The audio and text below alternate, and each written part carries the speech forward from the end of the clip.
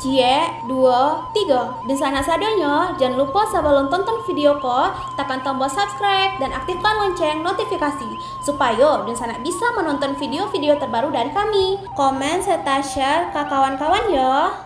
Minangkabau atau disingkat Minang merupakan kelompok etnik pribumi Nusantara yang menghuni Sumatera bagian tengah, Indonesia. Secara geografis, persebaran etnik Minangkabau meliputi seluruh daratan Sumatera Barat, separuh daratan Riau, bagian utara Bengkulu, bagian barat Jambi, pantai barat Sumatera Utara, pantai barat Daya Aceh dan Negeri Sembilan di Malaysia.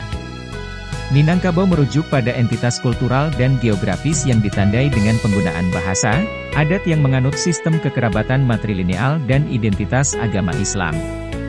Dalam percakapan awam, orang Minang seringkali disamakan sebagai orang Padang. Hal ini merujuk pada nama ibu kota provinsi Sumatera Barat, yaitu Kota Padang. Namun, mereka biasanya akan menyebut kelompoknya dengan sebutan orang awak. Awak itu sendiri berarti saya, aku atau kita dalam percakapan keseharian orang Minang. Jadi dapat disimpulkan bahwa yang dimaksud dengan orang awak itu adalah orang Minang itu sendiri.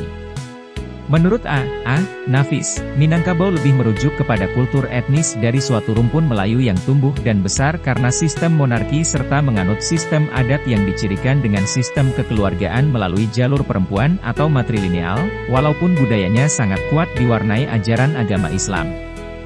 Thomas Stamford Raffles, setelah melakukan ekspedisi ke pedalaman Minangkabau tempat kedudukan kerajaan Pagaruyung, menyatakan bahwa Minangkabau ialah sumber kekuatan dan asal bangsa Melayu, yang kelak penduduknya tersebar luas di Kepulauan Timur.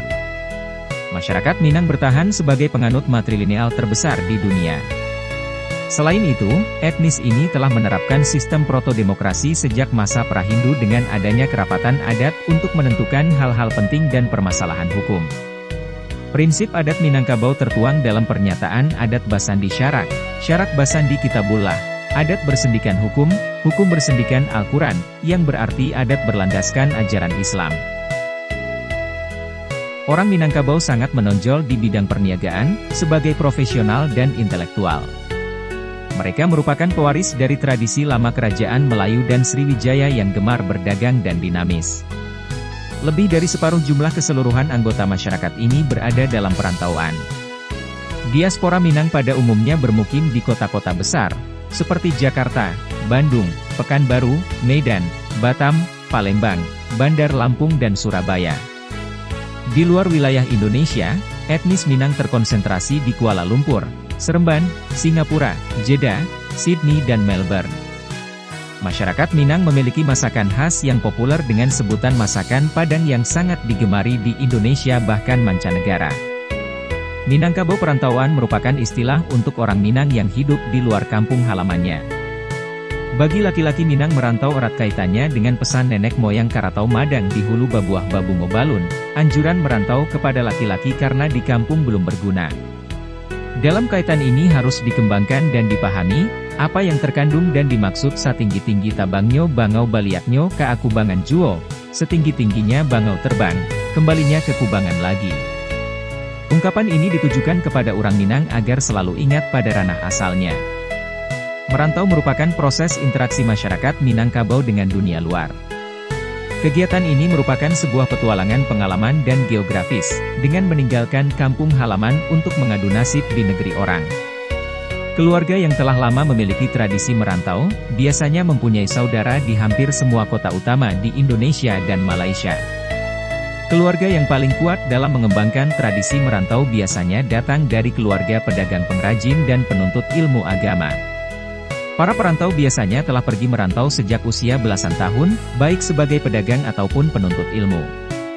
Bagi sebagian besar masyarakat Minangkabau, merantau merupakan sebuah cara yang ideal untuk mencapai kematangan dan kesuksesan. Dengan merantau tidak hanya harta kekayaan dan ilmu pengetahuan yang didapat, namun juga prestise dan kehormatan individu di tengah-tengah lingkungan adat. Dari pencarian yang diperoleh, para perantau biasanya mengirimkan sebagian hasil usahanya ke kampung halaman untuk kemudian diinvestasikan dalam usaha keluarga, yakni dengan memperluas kepemilikan sawah, memegang kendali pengolahan lahan, atau menjemput sawah-sawah yang tergadai.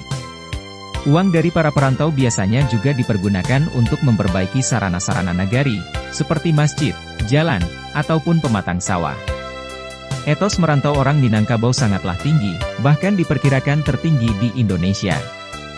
Dari hasil studi yang pernah dilakukan oleh Mokhtar Naim, pada tahun 1961 terdapat sekitar 32% orang Minang yang berdomisili di luar Sumatera Barat. Kemudian pada tahun 1971 jumlah itu meningkat menjadi 44%. Berdasarkan sensus tahun 2010, etnis Minang yang tinggal di Sumatera Barat berjumlah 4,2 juta jiwa, dengan perkiraan hampir separuh orang Minang berada di perantauan. Mobilitas migrasi orang Minangkabau dengan proporsi besar terjadi dalam rentang antara tahun 1958 sampai tahun 1978, di mana lebih 80% perantau yang tinggal di kawasan rantau telah meninggalkan kampung halamannya setelah masa kolonial Belanda. Namun tidak terdapat angka pasti mengenai jumlah orang Minang di perantauan. Angka-angka yang ditampilkan dalam perhitungan, biasanya hanya memasukkan para perantau kelahiran Sumatera Barat. Namun belum mencakup keturunan-keturunan Minang yang telah beberapa generasi menetap di perantauan. Para perantau Minang, hampir keseluruhannya berada di kota-kota besar Indonesia dan Malaysia. Di beberapa perkotaan, jumlah mereka cukup signifikan dan bahkan menjadi pihak mayoritas. Di Pekanbaru, perantau Minang berjumlah 37,96% dari seluruh penduduk kota, dan menjadi etnis terbesar di kota tersebut. Jumlah ini telah mengalami penurunan jika dibandingkan dengan tahun 1971 yang mencapai 65%. Gelombang rantau. Merantau pada etnis Minang telah berlangsung cukup lama. Sejarah mencatat migrasi pertama terjadi pada abad ke-7, di mana banyak pedagang-pedagang emas yang berasal dari pedalaman Minangkabau melakukan perdagangan di Muara Jambi, dan terlibat dalam pembentukan kerajaan Malayu. Migrasi besar-besaran terjadi pada abad ke-14, di mana banyak keluarga Minang yang berpindah ke pesisir timur Sumatera. Mereka mendirikan koloni-koloni dagang di Batubara, Pelalawan, hingga melintasi selat ke Penang dan Negeri Sembilan, Malaysia. Bersamaan dengan gelombang migrasi ke arah timur, juga terjadi perpindahan masyarakat Minang ke pesisir barat Sumatera. Di sepanjang pesisir ini perantau Minang banyak bermukim di Meulaboh, Aceh, tempat keturunan Minang dikenal dengan sebutan Anauk Jame, Barus, Sibolga, Natal, Bengkulu, hingga Lampung. Setelah Kesultanan Malaka jatuh ke tangan Portugis pada tahun 1511, banyak keluarga Minangkabau yang berpindah ke Sulawesi Selatan. Mereka menjadi pendukung kerajaan Goa, sebagai pedagang dan administrator kerajaan. Datuk Mahkota bersama istrinya Tuan Siti, sebagai cikal bakal keluarga Minangkabau di Sulawesi. Gelombang migrasi berikutnya terjadi pada abad ke-18, yaitu ketika Minangkabau mendapatkan hak istimewa untuk mendiami kawasan kerajaan Siak. Pada masa penjajahan Hindia Belanda, migrasi besar-besaran kembali terjadi pada tahun 1920, ketika perkebunan tembakau di Deli Serdang, Sumatera Timur mulai dibuka. Pasca kemerdekaan, para perantau Minang telah bermukim di setiap kota-kota besar di Indonesia, serta di Kuala Lumpur, Penang, dan Singapura. Di luar Asia Tenggara, Minang perantauan banyak dijumpai di Arab Saudi, Australia, Jepang, Belanda, dan Amerika Serikat. Sebagian besar mereka menjadi ekspatriat, pelajar, dan pedagang. Bagi anak-anak yang besar di kampung, kemudian di merantau, setiap tahun bagaimana caranya dia harus pulang. Apapun caranya, dia harus pulang. Dia akan membangkitkan romantismenya ketika dia ada di kampung halaman, ketika dia sudah merantau. Itu terjadi, itu fakta. Itulah gambaran tentang kekerabatan, kekuatan emosional para orang-orang kampung itu untuk membangun silaturahmi di rantau. Semangat ini kemudian dibawa ke kampung. Apa yang harus kita perbuat di kampung? Apa yang harus dilakukan oleh perantau di kampung? Banyak yang harus kita lakukan. Tetapi setiap pekerjaan itu, setiap ide-ide itu tentu ada di bawah kendali. Kalau di kita namanya wali nagari, kalau di Jakarta, di luar Jawa itu namanya lurah. Gitu. Tergantung dari nagari. Kita bersinergi antara orang kampung untuk membangun kampung halaman. Kita mulai dari yang kecil-kecil menjadi besar, yang kecil menjadi besar. Dan itu berkelanjutan. Semangat silaturahmi itulah yang kita bawa, yang kita pakai untuk membangun kebersamaan sesama perantau, kemudian dengan sesama keluarga kita yang ada di kampung.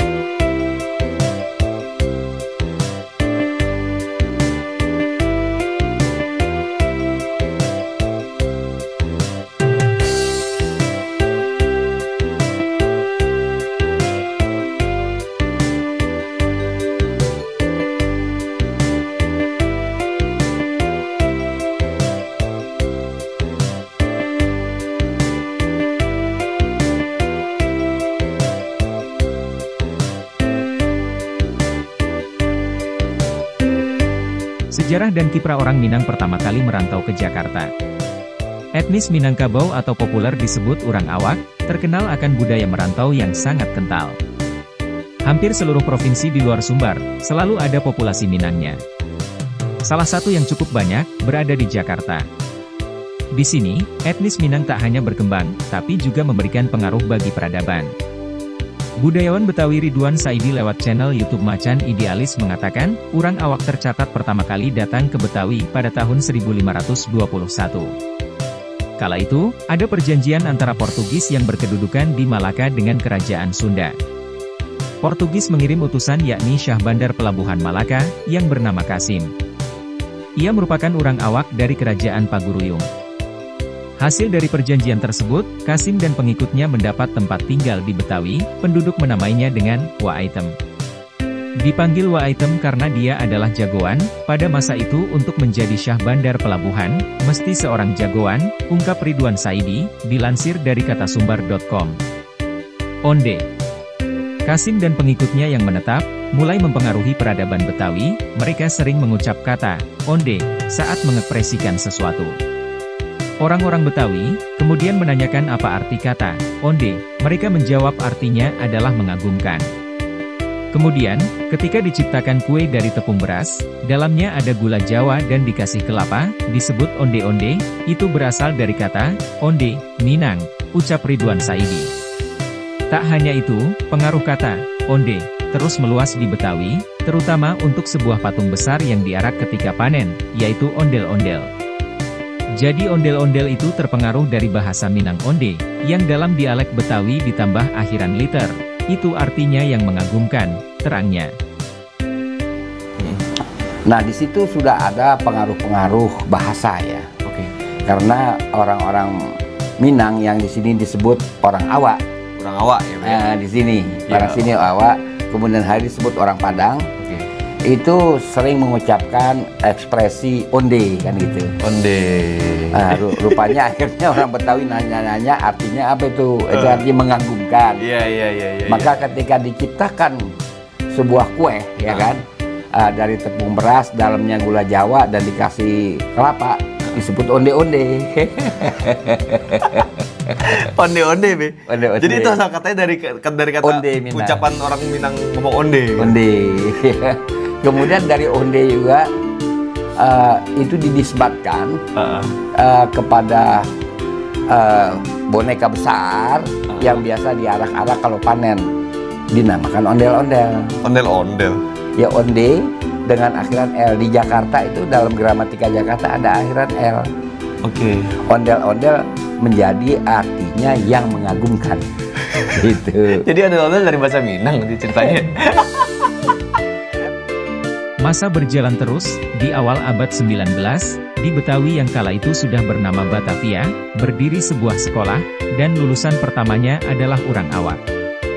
Tak lama berselang, dibuka lagi semacam sekolah tinggi, dan banyak dari lulusannya berasal dari Minang seperti M. Yamin. Hal ini tetap berlanjut ke era Pujangga Baru, Urang Awak terus berdatangan ke Batavia. Puncaknya, pada awal kemerdekaan, banyak sekali datang guru-guru dari Minang yang mengajar di Betawi, salah satu yang terkenal adalah Aman DT Madjo Indo. Aman DT Madjo Indo inilah yang membuat novel berjudul Sidul Anak Jakarta, dia seorang guru. Tak ada karya sastra yang menceritakan tentang Betawi sebaik Aman DT Madjo Indo, kata Ridwan. Kedatangan mereka terus berlanjut, pasca berakhirnya PRRI, Urang Awak kembali berdatangan menuju Jakarta untuk menjadi pedagang kaki lima dan terus menyebar di seantero kota. Pada perkembangan seterusnya, di era 1964 hingga 1965, muncul untuk pertama kali restoran Padang yang kemudian terus berkembang. Tak pernah terjadi gesekan antara perantau Minang dengan orang Betawi, kata budayawan terkenal tersebut. Kini, sejak kedatangan pertama pada 1521, Urang Awak di Jakarta sudah berjumlah ratusan ribu.